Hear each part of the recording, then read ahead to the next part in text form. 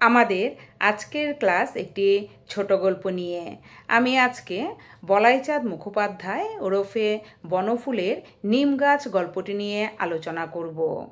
পারিবারিক সমস্যাকে কেন্দ্র করে গড়ে ওঠা বনফুলের নিম গাছ একটি আমরা বলতে পারি ছোট গল্প। এটাকে অবয়বের দিক থেকে আমরা অনুগল্প বলতে পারি। গল্পের কেন্দ্রীয় সত্য ও লক্ষ্য এক বাস্তব গৃহবধূর জীবন যন্ত্রণা ও অসীম শূন্যতার অসহায় বেদনা। গল্পের কোথাও এতটুকু অতিশয়োক্তি নেই। এই ব্যঞ্জনায় নিমগাছ গল্পে গাছ হলো বধূর জীবন ধর্মের প্রতীক অস্তিত্ব। নিম গাছ আবর্জনার মধ্যে থাকলেও সে চর্মরোগ সারানোর ঔষধ দেয়। খাদ্য হয় নানাভাবে। পরিবেশকে বাতাস দিয়ে মানুষের নির্মল বাতাস দিয়ে মানুষের সুস্থতা বজায় রাখে। এসবই গৃহবধূর রূঢ় বাস্তব জীবনের সার্থক প্রতীক। কবি নিম গাছের মধ্যে অনুভব করেছেন প্রকৃতির সৌন্দর্য রসসিক্ত অসীম অন্তরের মায়া, তা উদাসী বাউল স্বভাবের। নিমগাছ গল্পের কেন্দ্রীয় চরিত্র ওই গৃহবধূ। বনফুল যখন নিমগাছ গল্পটি লেখেন তখন সারা ভারত তথা বাংলাদেশে ছিল রক্ষণশীল একান্নবর্তী পারিবারিক জীবন ব্যবস্থা। সেখানে কোনো গৃহবধূর স্থান হতো দাসীর মতো। অন্তত পাত্রপক্ষের বর বিয়ে করতে যাবার সময় মায়ের কাছে বলে যেত সে দাসী আনতে যাচ্ছে। এই প্রথা সংস্কারের গৃহবধূকে শ্বশুরবাড়ির যাবতীয় কাজ সারাদিন রাত মুখ বুজে করে যেতে হতো। বধূর কোনো স্বতন্ত্র সত্তার ভালো লাগা মন্দ লাগার বিচার সংসারে কখনোই গ্রাহ্য হতো না। এমন একটি বধূর মতোই রমণীর সঙ্গে বর্তমান গল্পে আমাদের পরিচয় ঘটে। তার আকাশ দেখার সময় থাকে না, সে সময় বা অধিকারও যেন তার নেই, ফুরসতও নেই। এই যে বধূর মুক্তির বাসনা, এক গভীর শূন্যতা থেকে মুক্তির, স্বাধীনতা ভোগের আরতি, তা অপূর্ণ রয়ে যায়। গল্পের নিমগাছ আসলে এমন এক গৃহকর্ম নিপুণা লক্ষ্মীমন্ত বধূর জীবন ও হৃদয়ের কঠিন প্রতীক আমরা বলতে পারি। নিম গাছটার ইচ্ছে হতে লাগলো লোকটার সঙ্গে চলে যায়। আমরা গল্পের মধ্যে দেখি গল্পকার লিখেছেন, কিন্তু পারলে না। মাটির ভিতর শিকড় অনেক দূর চলে গেছে। বাড়ির পিছনে আবর্জনার স্তূপের মধ্যে দাঁড়িয়ে রইল সে। এই যে বন্ধনের দশা, তা তার পারিবারিক জীবন ও পরিপার্শ্বের দেওয়া নির্মম নিয়তি। বধূটি ঘরের সব রকম কাজে কৃতী। তার মধ্যেই তার জীবন সত্যকে সে একমাত্র ভাবে। বধূটি আবার লক্ষ্মীর মতো শান্ত, ধীর স্থির ও মঙ্গলদায়িনী। এরকম নারী তো প্রতিবাদী হয় না। এইভাবে জীবন কাটাতে কাটাতে সে সংসারে জরুরি হয়ে ওঠে। বলাইচাঁদ মুখোপাধ্যায়ের অদৃশ্য লোক গ্রন্থের অন্তর্ভুক্ত নিমগাছ গল্পটি। অদৃশ্য লোক গ্রন্থটি 1947 সালে প্রকাশিত হয়েছিল। এই গল্পের সংক্ষিপ্ত অবয়বে লেখক বিপুল বক্তব্য উপস্থাপনের যে দক্ষতার পরিচয় দিয়েছেন তা বাংলা সাহিত্যে বিরল। নিমগাছের বর্ণনা, এর পাতা, বাকল, ছায়া ইত্যাদির বাহ্যিক উপকারিতা কবিতার মতো বর্ণনা করা হয়েছে আলোচ্য গল্পে। কবিরাজ তার চিকিৎসার কাজে সাধারণ মানুষ প্রাত্যহিক প্রয়োজনে নিমগাছকে অনবরত ব্যবহার করে থাকে, কিন্তু কেউ এই গাছের সামান্য যত্ন নেয় না। একজন কবি একদিন, আমি আলোচনার শুরুতেই আমি বলেছিলাম সেই কবির কথা, যে কবি বলেছেন, একজন কবি একদিন নিম গাছের গুণ ও রূপের প্রশংসা করে নিম গাছের ভালো লাগে ওই লোককে এবং সে তার সঙ্গে চলে যেতে চায়, কিন্তু মাটির গভীরে তার শিকড়, গাছটি যেতে পারে না। আসলে গাছ তো যেতে পারে না, গাছ তো নড়তে পারে না। এটি একটি প্রতীকী গল্প।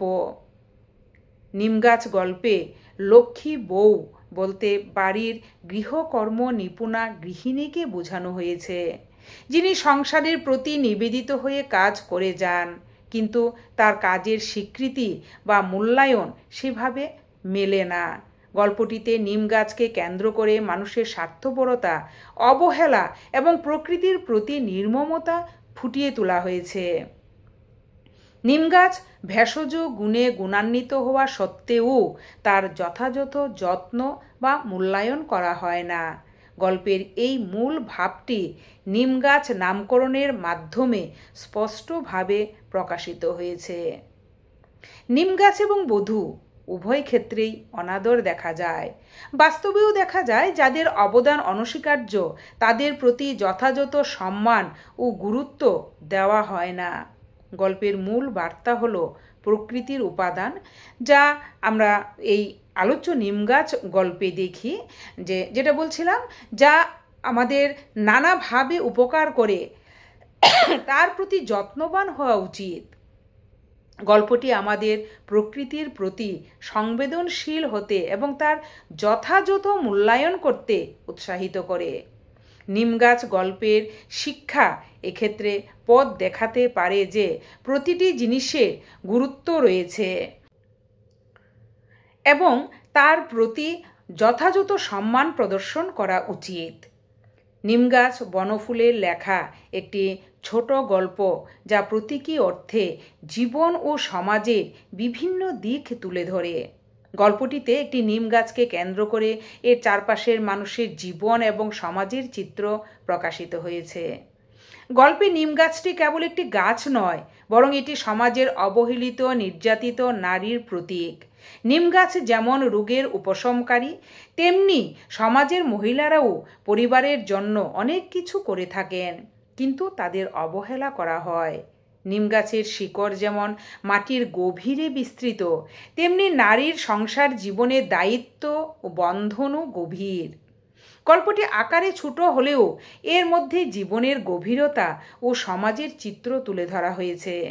গল্পের শেষ লাইনটি বিশেষভাবে উল্লেখযোগ্য, যেখানে ওদের বাড়ির গৃহকর্মা নিপুণা লক্ষ্মী বউটির ঠিক এক দশা। এই উক্তির মাধ্যমে নিম গাছ ও নারীর জীবনের সাদৃশ্য ফুটিয়ে তোলা হয়েছে। গল্পটি মূলত সমাজের নারীর প্রতি অবহেলা ও নির্যাতনের চিত্র, যেটা আমি আগেই বলেছিলাম, তুলে ধরে। নারীরা তাদের সংসার ও পরিবারের জন্য সব কিছু ত্যাগ করে, কিন্তু তাদের অবদান সেভাবে স্বীকৃতি পায় না। গল্পটি সমাজের একটি বিশেষ অবস্থার প্রতি ইঙ্গিত করে, যেখানে নারীরা তাদের অধিকার থেকে বঞ্চিত হয়। গল্পের একটি অংশে কবি চরিত্রটির উল্লেখ আছে, যেটা আমি একটু আগেও বলেছি, যিনি নিম গাছটিকে ভিন্নভাবে দেখেন এবং তার সৌন্দর্যের প্রশংসা করেন। কবি নতুন ধরনের লোক হিসেবে চিহ্নিত, কারণ তিনি নারীর অধিকার ও সম্মান প্রদানে আগ্রহী। নিম গাছ গল্পের মূল বিষয়ই হচ্ছে নারীর প্রতি সমাজের অবহেলা ও পুরুষের স্বার্থপরতা। গল্পটি রূপকধর্মী, যেখানে নিম গাছটিকে সংসারের প্রতি নিবেদিত গৃহিণীর অর্থাৎ লক্ষ্মী বউয়ের সাথে তুলনা করা হয়েছে। আমরা দেখি নিম গাছের যেমন অযত্ন, ঠিক তেমনি পরিবারের লক্ষ্মী বউটিরও অযত্ন। নিম গাছ যেমন তার সব কিছু বিলিয়ে দেয়, তেমনি একজন নারীও সংসারের জন্য সব কিছু উৎসর্গ করে, কিন্তু বিনিময়ে সে যথাযথ সম্মান ও স্বীকৃতি পায় না। গল্পটি নারীর আত্মত্যাগ ও বঞ্চনার চিত্রকে তুলে ধরে। নিম গাছটি প্রতীকী অর্থে সংসারের প্রতি নিবেদিত নারীর প্রতিচ্ছবি। গল্পে নিম গাছটিকে অর্থাৎ নারীকে সমাজের মানুষ অবহেলা করে, যদিও সে সকলের প্রয়োজনে আসে। পুরুষ অর্থাৎ কবিরাজ প্রথমে নিম গাছের ভেষজ গুণাবলী ব্যবহার করে, কিন্তু পরে তাকে অবহেলা করে। এটি সমাজের পুরুষতান্ত্রিক দৃষ্টিভঙ্গিকে তুলে ধরে। নিম গাছ অর্থাৎ নারী সব কিছু উৎসর্গ করে, কিন্তু তার প্রাপ্য সম্মান ও স্বীকৃতি পায় না। আমি আগেই বলেছি যে গল্পটি নারীর প্রতি সমাজের এক ধরনের অবিচারের চিত্রকে তুলে ধরে। এই গল্পের মাধ্যমে গল্পকার সমাজের প্রচলিত রীতিনীতি ও নারীর প্রতি দৃষ্টিভঙ্গিকে প্রশ্নবিদ্ধ করেছেন। নিমগাছের সৌন্দর্যে বিমোহিত হয়ে নতুন লোকটা মুগ্ধ দৃষ্টিতে নিমগাছের দিকে চেয়ে রইল। নতুন লোকটি একজন কবি। কবির কাছে প্রয়োজনের চেয়ে সৌন্দর্যই হচ্ছে মুখ্য। অন্য সবাই নিমগাছকে প্রয়োজনের দিক থেকে বিচার করলেও তিনি দেখেছেন শৈল্পিক দৃষ্টি দিয়ে। তাই নিমগাছের সবুজ পাতা আর থোকা থোকা সাদা ফুল তাকে মুগ্ধ করেছে। সেই মুগ্ধতা এতটাই গভীর যে ফুলগুলিকে তার এক ঝাঁক নক্ষত্র বলে মনে হয়েছে। প্রতিটি সংসারেই নারী অসামান্য অবদান রাখেন, কিন্তু অনেক ক্ষেত্রেই তাদের অবদানের বিষয়টি উপেক্ষিত হয়। তিনি সংসারে সবার প্রয়োজন মেটালেও তার নিজ কাজের স্বীকৃতি মেলে না প্রায় সময়েই। নিমগাছ গল্পে নিমগাছের রূপকে মূলত এক গৃহবধূর জীবন চিত্রিত হয়েছে। নিমগাছকে সবাই রোগ সারাতে ব্যবহার করলেও তার যত্ন কেউ করে না। তেমনি বাড়ির গৃহকর্মা নিপুণা লক্ষ্মী বউটির সেবা সবাই গ্রহণ করলেও তার কথা কিন্তু কেউ ভাবে না। কবির কাছে জীবন সৌন্দর্যমণ্ডিত, তাই খুব নগণ্য জিনিসও তার কাছে অনেক বড় হয়ে ওঠে।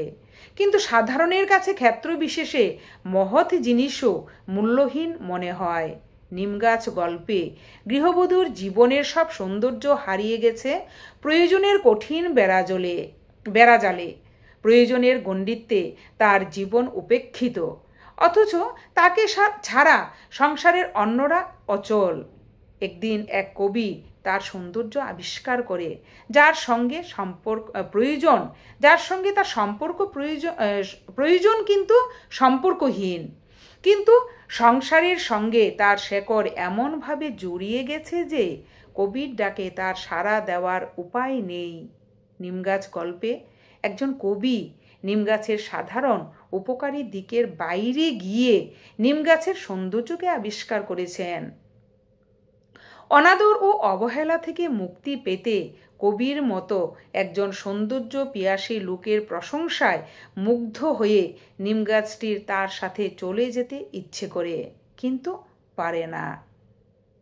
আমরা জানি, আমরা এতক্ষণে বুঝে গেছি, আমরা যারা নিমগাছ গল্পটি পড়েছি আমরা জানি নিমগাছ গল্পে প্রতীকী অর্থে নিমগাছকে ব্যবহার করেছেন গল্পকার বনফুল। আসলে গৃহকর্মের নাগপাশে আবদ্ধ আমাদের সমাজের গৃহবধূদের বাস্তব চিত্র গল্পে তুলে ধরেছেন তিনি। এখানে গৃহকর্ম নিপুণা লক্ষ্মী বউটির অবদানের কথা উঠে এসেছে নিমগাছের রূপকের অন্তরালে। নিমগাছের ছাল পাতা ডাল মানুষের উপকারে আসে, কিন্তু কেউ তার যত্ন করে না। তেমনি নিমগাছ গল্পের ওদের বাড়ির লক্ষ্মী বউটিও সংসারের যাবতীয় কাজকর্ম করলেও সঠিক মূল্যায়ন পায় না। তার ইচ্ছে করে সংসারের বন্ধন ছিন্ন করে লোকটার সাথে বনে গিয়ে নিগৃহীত ও অবহেলিত জীবনের ইতি টানতে, কিন্তু সংসারের জাল সে ছিন্ন করতে পারে না। নিমগাছের প্রতীকাশ্রয়ে গৃহকর্ম নিপুণা লক্ষ্মী বউটির জীবন বাস্তবতা বর্ণিত হয়েছে। তাই নিমগাছ গল্পটিকে একটি প্রতীকী গল্প বলা হয়েছে। জগৎ সংসারে এমন অনেক মানুষ আছে যারা সবার কল্যাণে নিরন্তর কাজ করে চলে, অথচ তাদের শ্রমের মর্যাদা দেওয়া হয় না। তারা নানাভাবে ধনিক শ্রেণী তথা মালিক মহাজনদের নির্যাতনের শিকার হয়। অন্যদিকে পুরুষ শাসিত সমাজে নারীরা নানাভাবে অবহেলা ও নির্যাতনের শিকার হয়। কুলি মজুরদের প্রতি বাবু সাহেবদের অবহেলা ও নির্যাতনের দিকটি বলা যেতে পারে এই গল্পে একটা প্রতীকের মাধ্যমে তুলে ধরা হয়েছে। তারা শ্রমজীবীদের শ্রমের মর্যাদা না দিয়ে শ্রম শোষণ করে। তাদের এই অমানবিকতার দিকটি নিমগাছ গল্পের নিমগাছের উপকারের বিষয়টি স্বীকার না করা অকৃতজ্ঞদের মানসিকতার সঙ্গে সাদৃশ্যপূর্ণ। শ্রমজীবীদের শ্রমের মূল্য ও মর্যাদা না দিয়ে তাদেরকে অবহেলা করে দূরে সরিয়ে রাখার বিষয়টি এবং নিমগাছ গল্পে নিমগাছের ঋণ স্বীকার না করে অকৃতজ্ঞ হওয়ার বিষয়টি এক সূত্রে গাঁথা। নিমগাছ গল্পে লেখক নিমগাছের আড়ালে মূলত আমাদের সমাজের গৃহবধূদেরই অবস্থানটি তুলে ধরেছেন। তারা সংসারের জন্য দিনরাত পরিশ্রম করে অবহেলা ও অমর্যাদার শিকার হন। সংসারে তাদের চাওয়া পাওয়ার কোনো মূল্য দেওয়া হয় না। অন্যদিকে উদ্দীপকে শ্রমজীবী ও শ্রম শোষণের দিকটি তুলে ধরা হয়েছে। সেখানে নিম্ন শ্রেণীর মানুষের শ্রমের উপযুক্ত মূল্য ও মর্যাদা না দিয়ে তাদের শোষণ করে বাবু সাহেব তথা ধনিক শ্রেণী যে অকৃতজ্ঞতার পরিচয় দেয় সেই দিকটি প্রতিফলিত হয়েছে।